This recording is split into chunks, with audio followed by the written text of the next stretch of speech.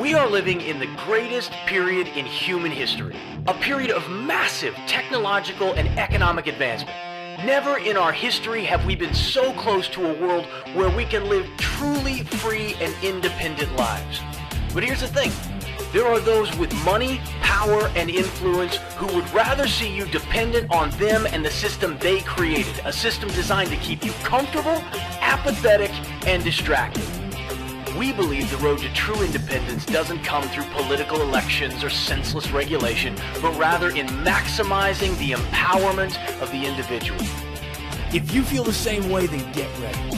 My name's Jason Stapleton. Welcome to Wealth, Power, and Influence. Hello. How are you? Welcome back, everybody. So glad to have you. Thanks for being here. Thanks for sharing the show. We love it when you do that. That's the number one thing you can do if you like what you hear. And I don't know, normally on Fridays we try and keep it light, but today we got some pretty heavy stuff. And I'm going to start off the show just by telling you there is not going to be, this is not going to be a happy ending in terms of the show itself. Like when we get done, I don't have answers for you. I don't know. I can't tell you where we're going to go or what's going to happen or what you ought to be doing. I can tell you that if you're not working towards your own autonomy and independence right now, this is going to fare far worse for you than it will for others, perhaps. What am I talking about? Well, for many, many years, and on this show, if you go back 5 years and you listen to what I said 5 years ago, I was a big proponent of the free market in terms of, hey, you know what? Private companies, if they want to capture your data and use it to serve you up better ads, great. I love getting better ads, right? I would rather, if I'm going to be marketed to, I would rather be marketed stuff I'd be interested in rather than stuff I don't need. And I said, you know what? If the private sector wants to do X, Y, and Z and you don't like it, just stop buying their products. They don't have any power over you. This is the free market. And in most cases, I think that that's true, but we're seeing some things happen, and we've been kind of documenting on this show over the last year or so some really troublesome changes that are happening in our private sector. And one of the things that we've been discussing is the use of private sectors in creating kind of their own autonomous states, their own cities, their own kind of areas that they manage, that they run. And there's a couple of major corporations that have requested to do this and aren't just doing it here in the United States, but also in other parts of the world. And part of me says, you know what, that I kind of like that idea. I like an incubator of sorts in millions of those where we get to try and test new things, as long as it's blanketed or supported under a foundation of freedom and liberty, right? And this sense that, you know, we shouldn't hurt people and we shouldn't take their stuff. But what's happening now in the wake of the COVID crisis is something that I think is far more serious and far more damaging, and it's where I now deviate from what I believed before about free markets. Let me explain what I mean. Right now in America, we are seeing inflation rates rise. Now, if you've been listening to this show, I've been a listener of this show for any length of time, you know why that is. We talked about money and we've talked about inflation, and monetary inflation is a byproduct of two things: the number of dollars in circulation and how quickly those dollars change hands. So if I print $1 million and I give it to you and you stick it under your mattress or you stick it in a closet at your house, it has no impact on the economy at all. You printed off a bunch of money, but none of that money is in circulation. If, however, I give you that $1 million and you immediately go out and spend it, that money now has an effect on inflation. The more dollars we have, the faster those dollars are changing hands, the higher our inflation rate. Over the last year, in 2020, everybody was locked down, and the government fixed what would have been a cataclysmic financial collapse by simply printing off trillions upon trillions upon trillions of dollars. Over the last year, the budget for the U.S. government has doubled from about $4 trillion to $8 trillion. Now, keep in mind, the government only takes in about $3 trillion a year in taxes. I know trillions is really just a hard number to get your head around, isn't it? Well, they get about $3 trillion from us. They print an extra $500 billion to $1 trillion a year based on how whatever expenses were that year. And that gets added to the national debt. Now, how do they do that? Where does that money come from? Well, it comes from a little place called the Federal Reserve. And the Federal Reserve, despite its fantastic naming, is not technically part of the government. It's a private institution, a private bank. It's actually not even one bank. It's a collection of banks that make up the Federal Reserve. And at the head of the Federal Reserve is the Federal Reserve Chairman, or chairwoman, as it is now, with Janet Yellen. Now, why is this important? Well, it's going to be important as we move through this discussion on freedom and liberty in America in 2021. So we have our government, which overspends to the tune of at least $500 billion, sometimes $1 trillion a year in a good year. And when they overspend, they go to the private banking institution and they say, can you give us an extra $1 trillion, please? And they say, that'd be fine. We would love to do that. We'll give you $1 trillion. Just give us some bonds. Now, what's a bond? A bond is a promissory note to pay. It's, in a sense, a loan that says, if you will give me money, I will give it back to you at a set in a period of time at a set interest rate. Okay? So typically, call it a 30-year bond. And let's say your 30-year bond is making you 2%. Okay? Well, let's use 10 years because 10 years would be easier, right? Let's say that 10-year bond is giving you 2% a year. What that means is, if you issue me a 10-year bond at 2%, and I buy $10,000 worth of those bonds, then I'm giving you $10,000 today, and you are going to pay me 2% a year for the next 10 years. And at the end of that 10 years, you're going to give me my $10,000 back. That's the way it works. Now, the Federal Reserve can manipulate the interest rates on those bonds by buying or selling more of them. Okay? And so what they do is the government goes to the Federal Reserve and says, hey, will you give us a bunch of money that we can't afford to pay for, and we'll put it on the national debt? And they say, sure, no problem. We don't care. Now, where does the Federal Reserve get that money? Where do all those private banks get that cash? Do they have it sitting in bank accounts so they could just go retrieve $1 trillion a year and give it to the government to load up on debt? No, they don't. So where's the money come from? It comes from nowhere. They create it out of thin air. Because the Federal Reserve, in its infinite wisdom, our government decided in 1913 to turn over control of the money system, the monetary system, to a bunch of private bankers and give them the ability to print and create as much money as they want to. Now, the printing technically comes from the Treasury in the government, but the Federal Reserve is the one that actually creates the new money. And you say, well, okay, well, I can kind of see that. Certainly there's some oversight over the Federal Reserve and what it does, isn't there? Nope. In fact, again, these wizards of smart in our government in 1913 made the baffling decision to not only give the authority to a series of private banks to control the money system, but they also made it illegal for the government or any other entity to audit the Federal Reserve. So we only know what these collection of private banks tell us because we can't audit them. Let that sink in for a minute. That's the system that we this is the free market system that we currently have today in America.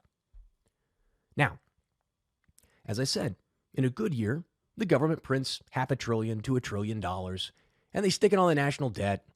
And the central banks are out there buying bonds in order to manipulate interest rates. And I won't get into how that's done because then I'm going to lose a whole bunch of people. It's not pertinent to our discussion today. But what happens in 2020 when now we see 40 million people instantly out of work and 20 million out of work for an extended period of time? Well, they come back to the Federal Reserve and they say, these are dire circumstances. We need you to print off a lot of money. And instead of our typical $500 billion to $1 trillion, we need $4 trillion. 4. And what we're going to do is, see, normally what you do is you'd buy the bonds. We'd use it to, pay for government stuff, or maybe to send it to other places, or maybe to, invest it somewhere. What we're going to do this time is we're going to buy those bonds from us, and we're going to write checks to the American people. We're just going to give them cash. This is what Ben Bernanke back in 2009 referred to as helicopter money. Well, there may come a time when we just, fly up in a helicopter and just dump money out of it. People can collect it up and pay their bills. That day came in 2021. In 2020. And so now we have a massive amount of new money that's been printed, $4 trillion, and nearly every cent of it went right into the economy. And guess what they did with it? Because we didn't send it to wealthy people, did we? Because they didn't qualify. Only if you made less than $72,000 a year. It went to the poorest among us, the most needy. Seems like the right thing to do, right? But what do needy people do with money when you give it to them? They spend it. In fact, they spend it whether they need to or not, because most of the time they don't have very good money habits to begin with. So now that money goes into circulation, but it doesn't have a big effect in 2020, does it? Why do you think that is? Maybe because the entire economy was dead, and all that new money did was prevent a cataclysmic collapse of our financial system. That's why. But now things are opening back up. Now people are going back to work. Now the job market is getting vibrant, right? Still can't find low-income workers. Those guys are still staying at home pulling a paycheck from the government. But the companies are coming back. Money's being made again. Dollars are changing hands, including all those trillions of new dollars that were printed and pumped into the economy. When the poor people paid money to other people for things like rent and living expenses and food, where does that money go? Well, it goes back to the wealthy, doesn't it? This is why it doesn't matter who you give the money to. It always ends up in the hands of people who know how to attract it and keep it. And they pump that money back into the hands of the wealthiest among us, who then invest it where? You guessed it, in the stock market, in the bond market, in the real estate market. And then you get some folks like BlackRock, which is one of the largest, I think it is the largest fund in the world, certainly in America.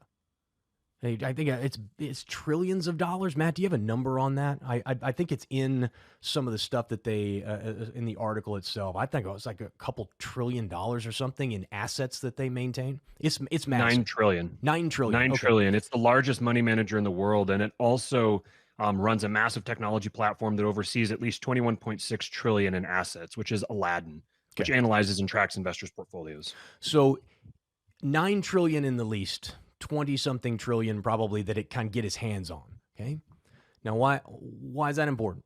Well, because BlackRock's sitting around, and it's looking at itself, and it says, we have all of this money. Lots of new money, too, right? Trillions of new dollars have come into this market, and it's all in the hands of wealthy people because the poor people spend it. I said, what do we do with all this? Certainly, some really smart dude out there with a calculator has started to figure out, we're going to see some inflation out of this. This isn't going to be good. Where's that inflation going to show up? It's going to show up in consumer prices. It's going to show up in equity prices. Like everything's going to get more expensive. In the last quarter, we saw inflation rise at a rate of 4.2%. 4.2% in a quarter. 4 to 6% inflation year over year is a little disconcerting. Especially when the Federal Reserve, these people who have been put in charge of making sure that this type of thing doesn't happen, have set a benchmark of 2% inflation. Why? I don't know. Seems like a 0% inflation benchmark would be pretty doggone good. But they really like to have a little bit of inflation.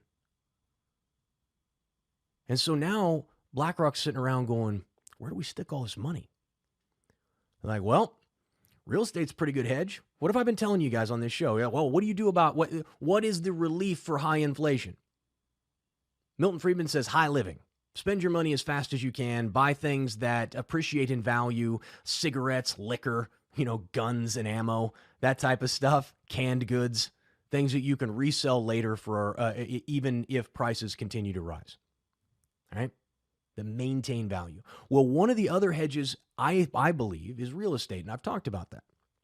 If you own a home, God's not making more land. And if inflation sets in, one of the things that should maintain its value and appreciate with the inflationary price as inflation rises is real estate.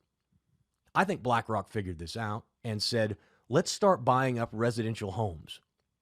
But not big fancy homes. Let's buy like entire neighborhoods. 120, 150 homes at a pop. And how are they doing that? Certainly they can't buy an entire neighborhood because some schmo is going to come in and outbid them and get one of the houses. Nope, they're not. Because BlackRock is paying between 20% and 30% over market for the homes. Why would they do that? Why would they pay 30% more for that property than the asking price? Because they have more than enough money. They have what is the equivalent of infinite money and infinite time. They know once they acquire the property that they will be able to rent it out. They'll take a loss for the first few years and write it off against the profits that they make in other areas until such a time that interest rates rise, inflation rises, and rental prices rise, and they can now cash flow those properties. Now, why is this important and why is this so scary for me and should be for you? Well, it has to do with the fact that this is part of what I think they're discussing at the World Economic Forum called the Great Reset, not to be confused with the transition, the Great Transition that I talk about on this show. The Great Reset is about changing the financial system altogether. The idea is in the future, you'll own nothing and you'll be happier than you ever were. That's what they're telling you. And I think this is one of the first stages of that, where large financial institutions come in and buy up the real estate. And as Matt talked about on this show on Wednesday, once large corporations own the real estate, then we become serfs. Now we have a class system again. Now we have lords and we have peasants because you don't even have the option to own real estate.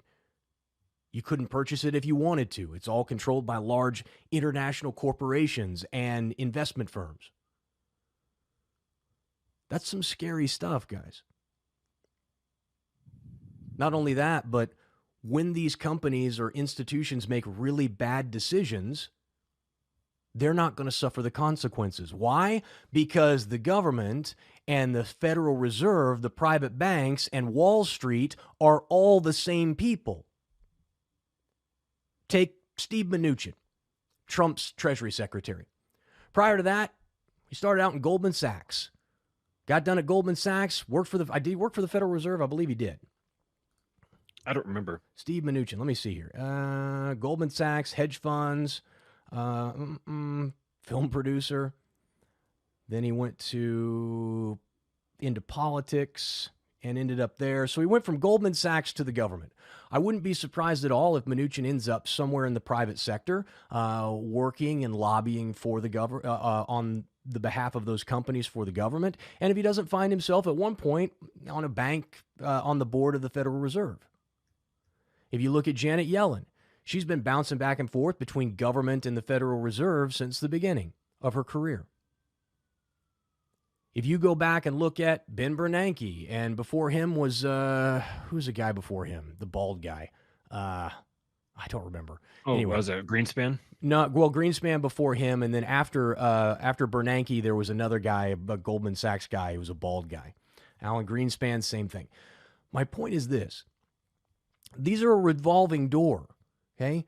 The people in government, the people in the private sector, and these big funds and firms on Wall Street, and the people at the Federal Reserve are all the same folks.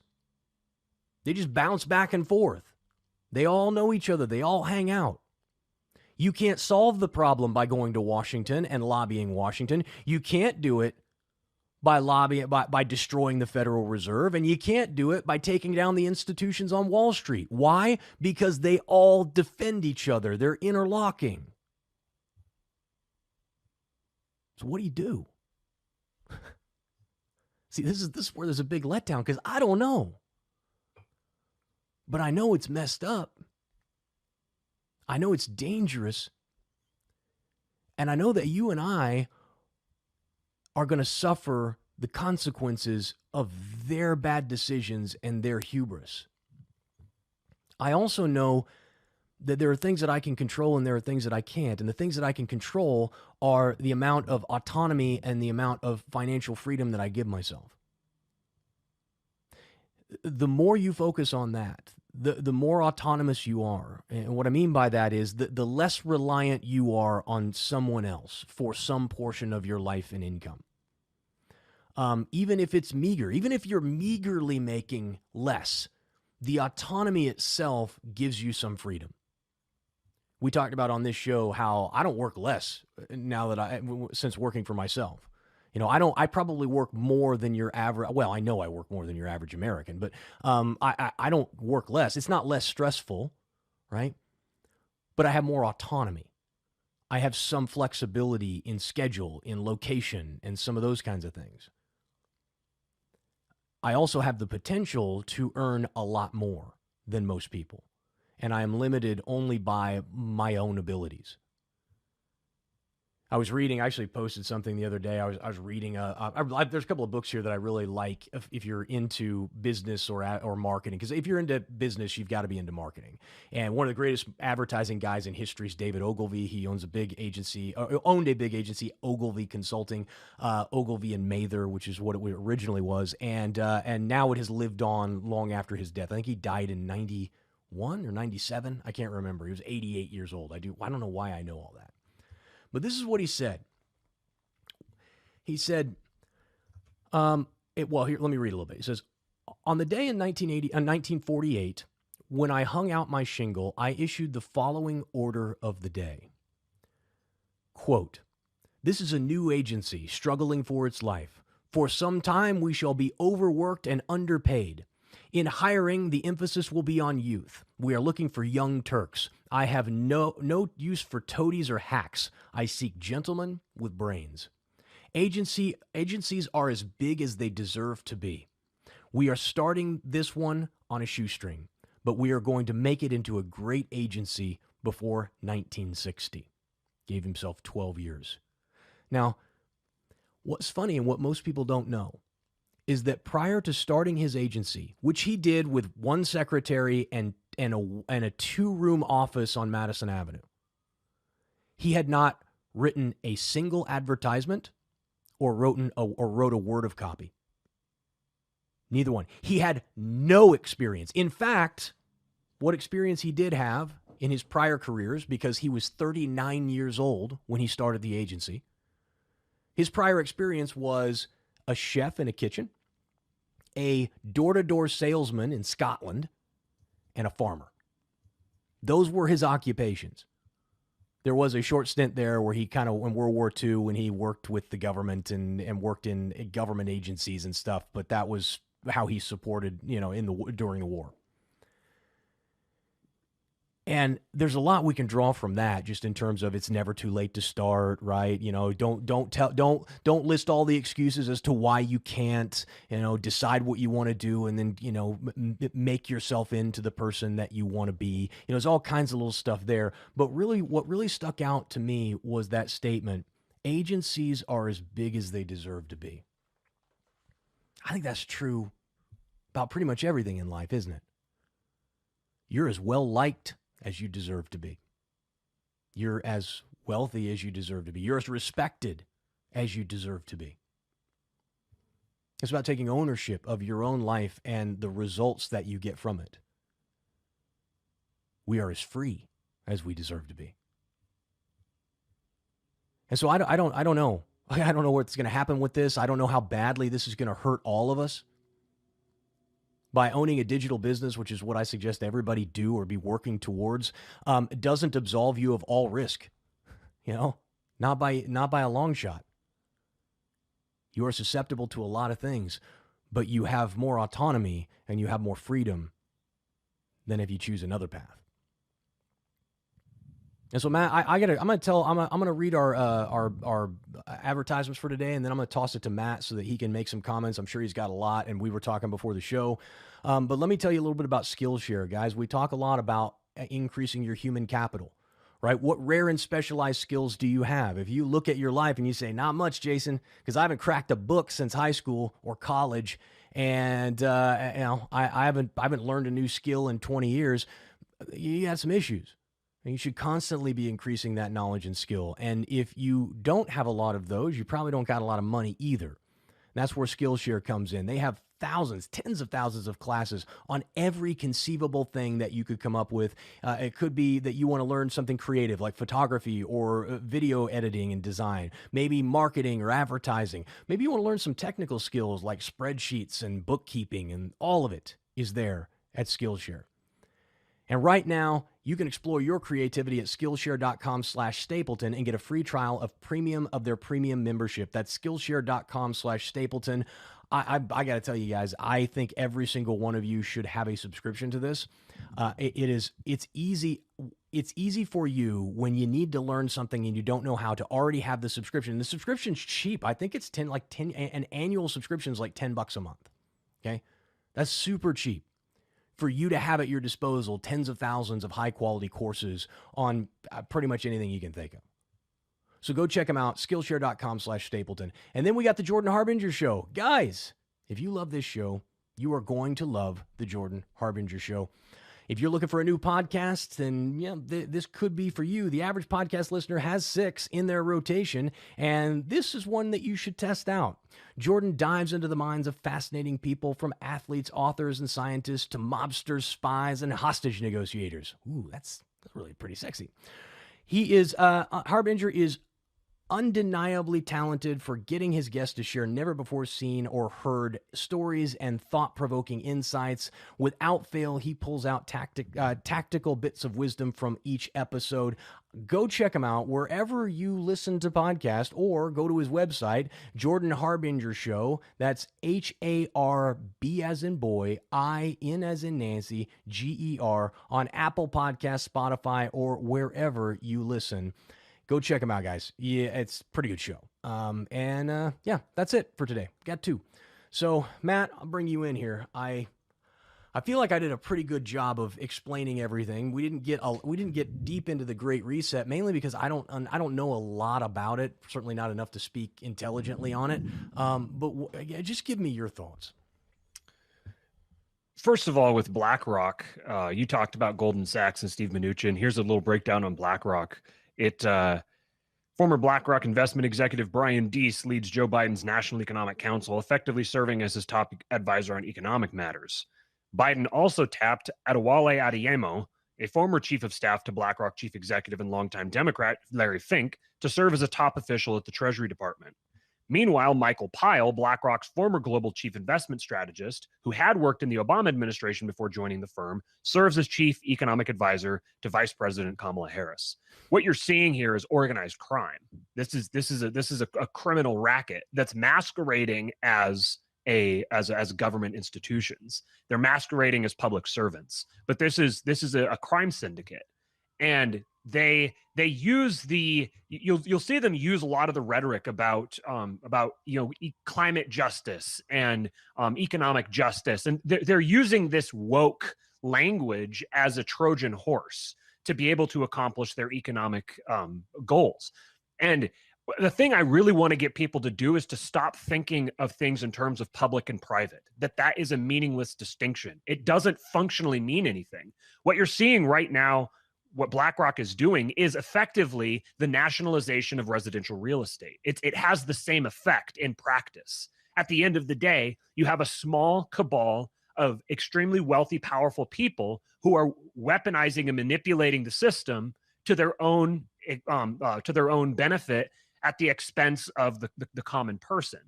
And it's very common, especially in the circles we tend to be kind of adjacent to, for people to you just have to end the Fed. That's the problem here, is just end the Fed.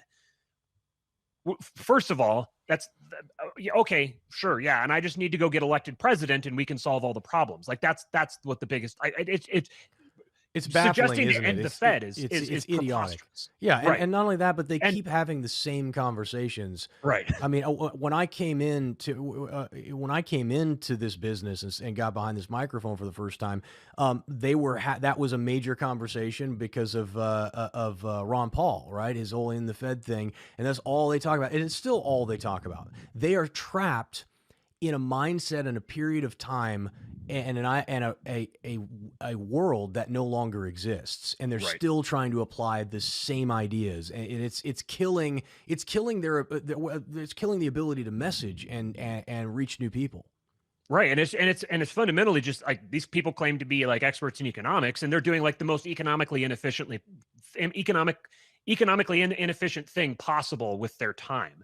And the fact of the matter is these people use the Fed. They created the Fed specifically so they could do this. It's interesting if you look at the history of the creation of the Fed. JP Morgan was a huge proponent of it.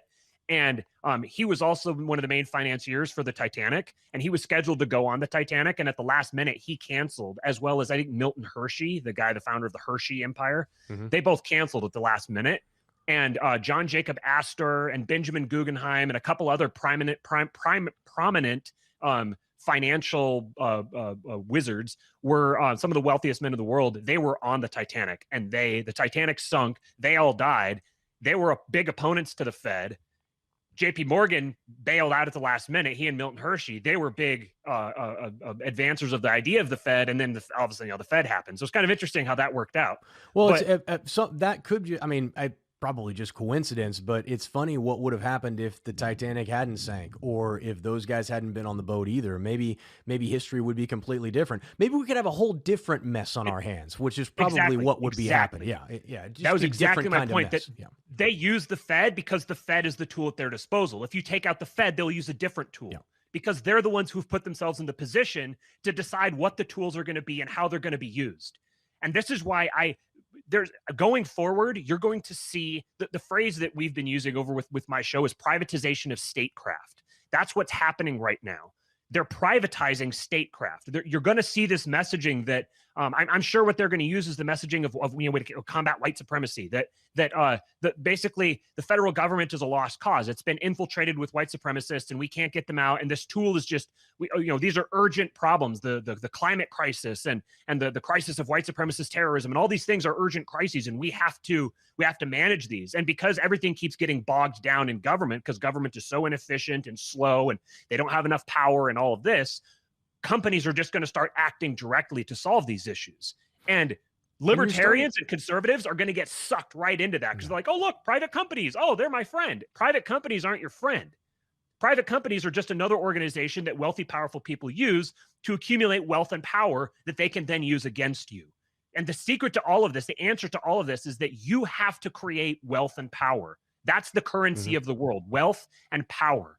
And you have to do that with a community of people who are all doing the same thing. That's the only answer. You're not going to save the federal government. You're not going to end the Fed. You're not going to do any of these things because you don't have the capital required to do it. The social capital or the financial capital or anything else. You need to be accumulating capital and accumulating a community, a network of people who can all look out for each other and who are like the lifeboats that you can use to sail away from this sinking ship, because this is a sinking ship. You're not going to save it. You're not going to preserve this system. We are seeing a collapse of the regime. We're seeing a collapse of democratic Republican politics. It's proven to be a failure. There's going to be a new system in the future. We're at the collapse of the Roman Empire. There will be a new system.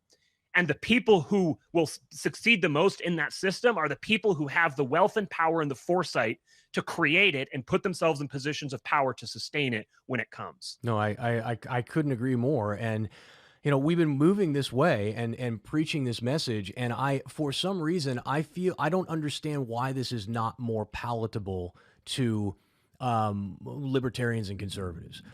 Even progressives have to look at this and feel the same way, that the large companies are taking over and the government's not doing anything about it. In fact, they're facilitating it. And just look at what the government's doing as it relates to COVID, with the exception of Texas has outlawed the mandating of mask wearing by companies, but in virtually all the other states, they're just letting the companies decide.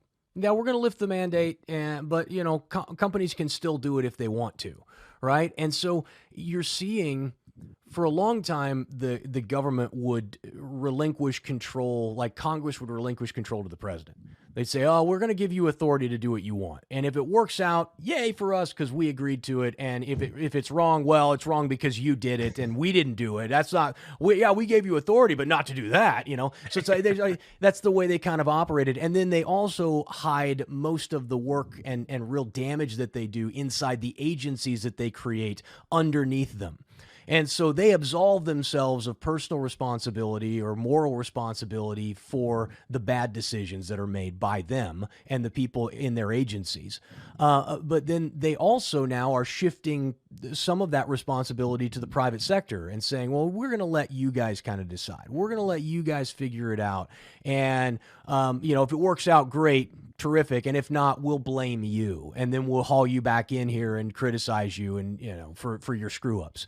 This is a laughable game that I don't understand why anybody wastes time focusing on. Oh, we got to elect the next president, or, oh, it's election season again. Who cares who gets elected? I mean, honestly, it makes no difference at this point, because you just got a revolving door of terrible human beings that exist in perpetuity inside the government. They're not your congressmen or your senators. Those guys don't have the power or control. They're run by the people who fund their election campaigns. They're run by the same guys who are trolling through Wall Street, the banking community, and government, and just circling in that sphere. Those are the people who have the real control, and you can't get rid of them. So like I said, I don't know. There's no solution. You can't go to the Fed, you destroy that. You can't destroy Wall Street. You can't kill the people, because there'll just be new people who take their place who are glad that they're gone, right? You can't assassinate anybody. You can't do any of that. All you can do is focus on what you can control. And for a short period of time, for this narrow window, we got some time to create the kind of wealth and community that might be able to combat this. And several years ago, starting about 2018, 2019, I started talking about the risk. It was in middle to beginning of 2018, about the risk of the next financial collapse. And I said, guys, got to get ready. You got to get ready. You got to. And people came back and there's, oh, you're just trying to sell stuff on your show. You're just trying to sell your courses. I don't like listening to your stuff anymore. And I shut you guys off. I'll go back to the old show. And then 2020 hit. And everybody's asshole puckered up. And they were shitting diamonds for about 6 months. And I'm standing back going, now they're begging. Now they're, let me tell you, let me learn a little bit about this. Okay, no, you're right, man. Let me learn about. And now I'm talking again. And I'm preaching the same message. I said, this ain't over. This is the opening salvo that you just had. We got more on the way. This ain't about me making money. I don't have to do this show to make money. I hope you guys understand that. We got 1,000 other ways that we generate lead flow, we generate sales that don't include this show. Matt asked me, when we talked about this show last quarter when we came around, he's like, why are we even doing this show? It's like, what's the point? I don't know if you remember my response, but my response was, I feel an obligation to do this show. I believe these things. I feel like we should. If you see the writing on the wall and you know you got a solution, like you legit know you got a solution, and you choose not to, oh, I'm not going to tell anybody. Oh, I'm not going to talk to anybody about it. I'm not going to try and show them what I see. What kind of human being does that make you? What kind of man would I be? I said, we do this show because it's the right thing to do. And hopefully some people listen. And hopefully we're able to help some people, even if it's just a little bit. And so I hope that what you understand, I'm sharing with you a vision of the world that part of it's come to fruition already. And I hope that you can see it too. And I hope that you are actively taking steps to improve your own life, improve your own condition, to start creating that autonomy for yourself. If not with us, with somebody. But don't do nothing. And don't waste your time with all the other crap that people tell you is important, because it's not. I put on the thumbnail for the YouTube episode today. I put something that's going to be triggering to people. But I titled for the show today. I said the fatal flaw in the free market. Because you asked like why libertarians and conservatives aren't amenable to this message. Like why is this not? Why are they not jumping aboard? And it's because they've turned their political ideology into basically a religion that they identify with, and they like being able to say we're the smart ones, we have all the solutions. And if you jump on board with someone else who's saying something different than you, then you have to admit that you didn't have the solutions, and it's a matter of pride. Ultimately, libertarians, conservatives, it's just an outworking of liberalism, broadly speaking, Western rationalism. They have this belief in the free market that they've turned into a god, essentially, that it's like if the free market does it, then it's legitimate in some sense. Just because two people both agree to participate in a transaction doesn't mean that transaction is a good thing. Right. If that was true, what you're saying is that human desire is God, that human desire is the ultimate moral barometer. And it's not. Bad things are bad. And it doesn't matter whether it's a government doing it or whether it's a free market doing it. But the fact of the matter is we have the government that we have because of the free market, because people go to the market and say, I want these services. I want statecraft services. And right now, there's only one player in the game offering me statecraft services. So I'm going to take what's offered me. If you want to compete in that market, you have to be presenting some kind of an alternative. And the rule of marketing is that if people aren't buying what you're selling, that's on you. That's not on them. You need to sell them a better product. And right now, libertarians, conservatives, everyone who likes to pat themselves on the back because of how much they believe in the free market, they aren't selling anything except for tired old slogans that don't do anything, that don't change anybody's lives, that don't offer anything to anybody.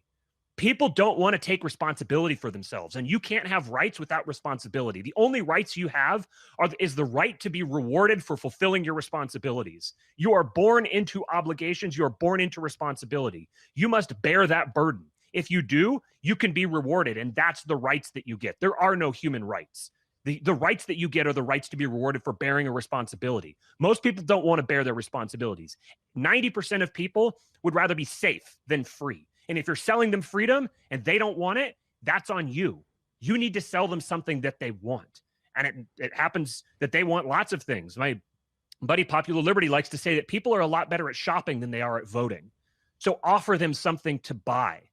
Give them something to buy, accumulate resources to yourself, and engineer the solution that can replace this one. But you have to break yourself of this mindset of that government is the end all be all of everything. And your entire identity has to be wrapped up in government and opposing government. And the vast majority of people who scream about government all the time, if the government disappeared, they wouldn't know what to do with themselves. If they woke up tomorrow and they lived in Ancapistan, they would be begging for the government back because they wouldn't be comfortable in Ancapistan because they can't own their own lives. They like to talk about bootlickers. They're like, oh, you stupid bootlicker. You like cops. Oh, you believe in authority, yada, yada, yada. Oh, look at the time. I've got to go back to my job. My boss says to be here at 9 a.m. You lick your boss's boots. You are owned by your boss. If you can't control your own life, who are you to ask other people to give up what they want to have you control them? Yeah. You need to earn that control. You need to earn that wealth and power before you'll have that influence.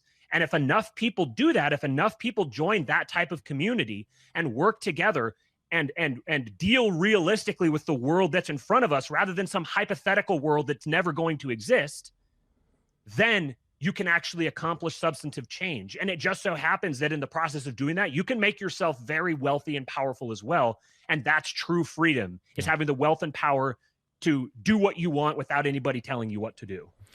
Well, guys, if you want to, I'll give you one pitch before we go. If you guys want to join a community of people who are doing that right now, we have a community called the Nomad Network. It's full of people who are interested in starting businesses, growing businesses, creating that autonomy in their lives, and sharing the resources and the knowledge and skill that they have with the other people in the group.